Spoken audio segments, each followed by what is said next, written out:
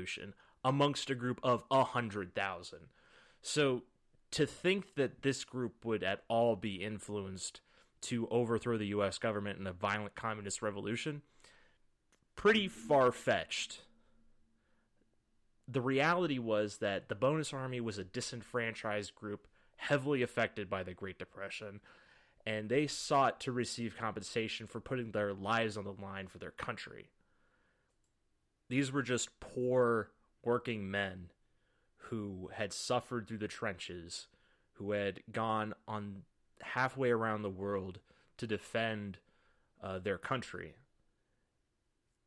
And Doug MacArthur, a man who served on the front lines in the trenches with these men, I have no doubt that men who he personally leaded were part of this Bonus Army. Doug's response is violence. Rather than, trying to strike some compromise, try to drive them out peacefully, do something, anything other than what he's about to do. There's no effort given to resolve this peacefully. And it really kind of denotes the general atmosphere in U.S. politics in the early 1930s.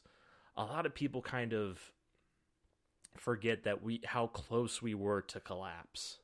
And this is a perfect kind of microcosm, a good example of just how close this country was to collapsing in the early 1930s.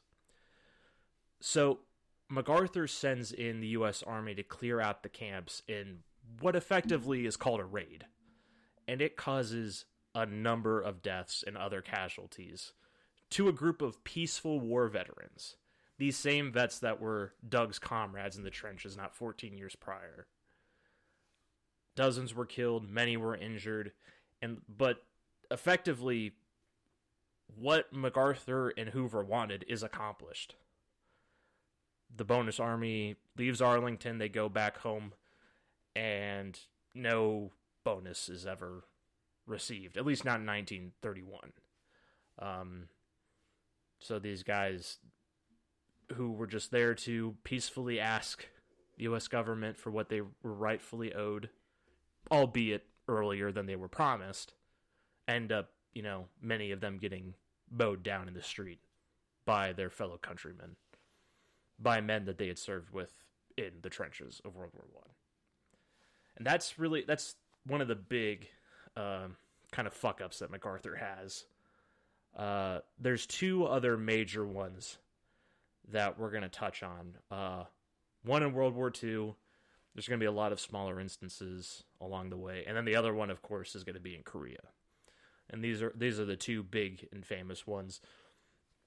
But there's basically no negative action taken against MacArthur because of this. He does what Hoover wanted him to do. So there's no ill will between him and President Hoover following this. But this single instance is going to be the biggest reason that he is going to run into trouble with FDR, who's elected in 1932. Now, at the time of FDR's election, MacArthur is still serving as Chief of Staff. Back then, the typical term for Chief of Staff was 4 years. So he takes it in 1930, and he should be serving all the way up to 1934, and he does. Now, there was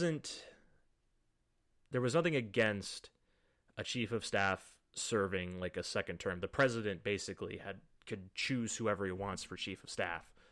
But it's clear that MacArthur is not going to be chosen to be the next Chief of Staff because of a lot of disagreements that he's going to have with FDR on a lot of different things, politics being the main thing, the Bonus Army incident being another one. FDR was a big supporter of the Bonus Army, and he represents a totally different political ideology than MacArthur. And we'll talk about that later. As World War II happens, MacArthur is going to be a favorite for the Republican Party to run against FDR. We'll touch on that a little bit more later. Obviously, it never happens, but this is also where issues between FDR and MacArthur that will happen in World War II, this is kind of where that seed gets sowed.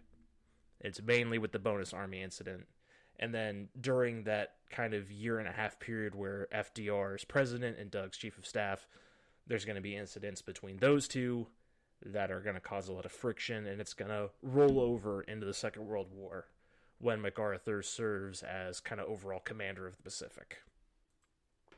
So, 1934, he steps down from the position of chief of staff and gets replaced by a guy named Malin Craig, and he takes up another position in the Philippines. Now, when MacArthur steps down, he's under the impression that he's going to retain his rank. So at the time, the chief of staff was always given the rank of 4-star.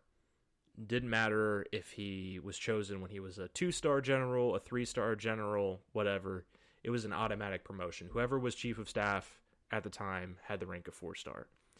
Now, it was also kind of the standard operating procedure that when you step down from the role of chief of staff, if you didn't retire and you went on to continue your military service, you went back to the rank that you had prior to becoming chief of staff. So it wouldn't be unusual for MacArthur to go back to being a 2-star general. But he was under the impression, and FDR had kind of given sort of a halfway promise that when MacArthur stepped down, he would retain his 4-star rank. But kind of at the last second, FDR changes his mind. And it's not necessarily a slight against MacArthur, at least not an intentional one. The reason for this is the guy that FDR picked, Malin Craig, was a pretty big rival to MacArthur. And since he was taking the position of chief of staff, Craig didn't want to have to worry about another 4-star competing with him. Because Craig would be above MacArthur in the chain of command, he didn't want to worry about MacArthur giving him any kind of pushback because he was a 4-star general as well. So FDR ends up kind of sort of backing out on his word, and MacArthur is once again a 2-star.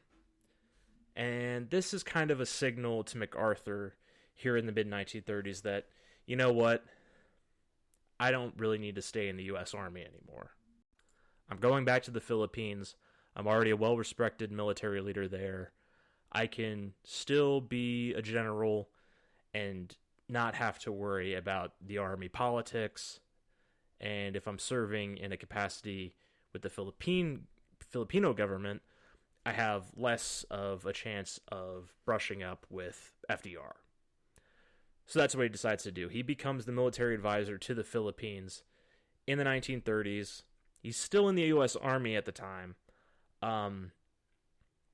But he also receives a promotion, but not from the U.S. Army. You see, as military advisor to the Philippines, under this new role, MacArthur was also kind of the leader of the Filipino military. He isn't officially, but because of the role of the U.S. at the time in the 1930s, and MacArthur is kind of de facto leading all U.S. forces in the Philippines, he's also kind of the leader of the Filipino Army. And he goes to his friend, President Quezon, and he basically says, hey, you know, the U.S. doesn't have the rank of field marshal, but the Filipino military does. Make me a field marshal in the Filipino military. You have to understand, this is a whole ego thing for MacArthur. He had always wanted the rank of field marshal. Most Western European militaries had that rank. The U.S. Army never does. We still don't. The closest thing we end up having to it is in World War II when we come up with the 5-star rank. So Mac sees an opportunity here to finally get the thing he's always wanted. He can become a field marshal. But at the same time, he's still serving in the U.S. Army. So it becomes kind of this controversial thing that he's taken up this position. The U.S. Army doesn't recognize the position that he's just taken in the Filipino Army. there's a whole lot of other political things that happened back and forth during this period. So by 1939, FDR is like, all right, I'm going to present you with a new post. MacArthur's like, nope, I'm staying here. And in 1939, he decides to retire from the U.S. Army. But he stays as a military leader in the Philippines. He's still a field marshal. And really, at this time, he's kind of the de facto military, not necessarily a dictator, but he has more influence over President Kazan than Kazan has over him. And that was something that he had planted decades ago when they first met in the early 1900s. It is important to state again that this happens in 1939, the year World War II begins. So it goes without saying that Mac's retirement from the Army is not going to last very long, if you know anything about this story. But I digress. We still have 2 more years before the U.S. gets involved. So Mac goes about his business kind of serving as this de facto military dictator of the Philippines. During that time, he's doing what he did during his second post. He's building up the Philippine army, getting it ready for, at this point, a possible showdown with Japan.